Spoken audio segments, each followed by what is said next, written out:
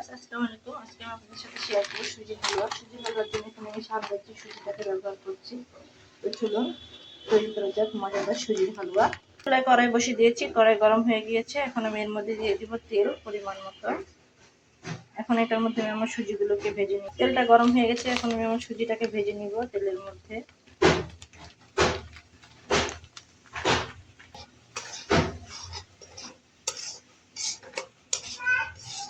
এটাকে সুন্দর করে আমি লাল লাল করে ভেজে নিব।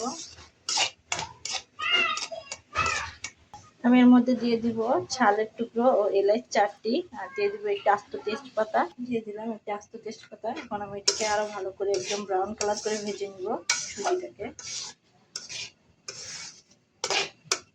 সুজিটাকে আপনি যত সুন্দর করে ভেজে নেবেন হালুয়াটা খেতে ততটাই মজার হবে। এই জন্য আমি সুজিটাকে সুন্দর করে ভেজে নিব ভালো করে।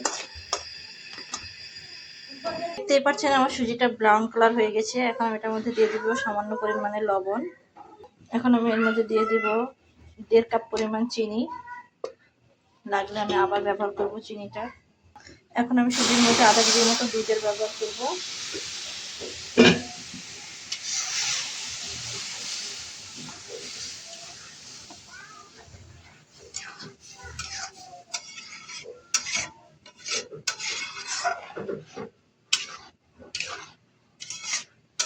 আমি এখানে আধা কেজি পরিমাণের মতো দুধের ব্যবহার করেছি। আপনারা চাইলে পানিরও ব্যবহার করতে পারেন।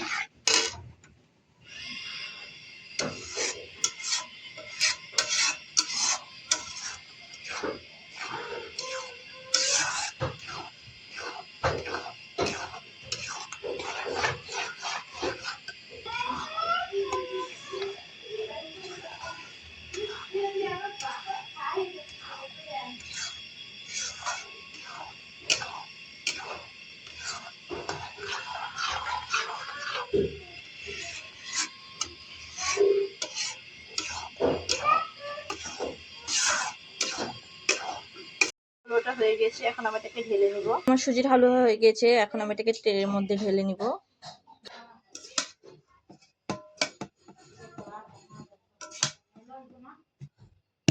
দেখতেই পাচ্ছেন এটাকে আমি গ্লাস দিয়ে সুন্দর করে সমান করে নিচ্ছি। দেখতেই পাচ্ছেন আমি সুন্দর করে মেলে নিয়েছি সুজির হালুয়াটাকে। দেখতে কতটা সুন্দর দেখা যাচ্ছে। আমি এটাকে ছুরির সাহায্যে কেটে নিব বিভিন্ন ডিজাইন করে।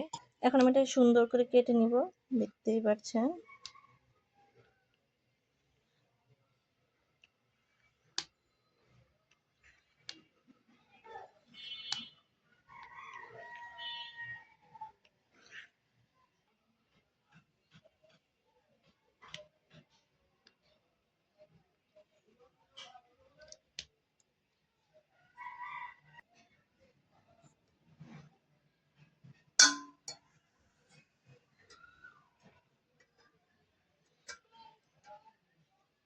দেখতেই পাচ্ছেন কতটা সুন্দর হয়েছে। এখন আমি এগুলোর উপরে কিশমিশ দিয়ে দিব।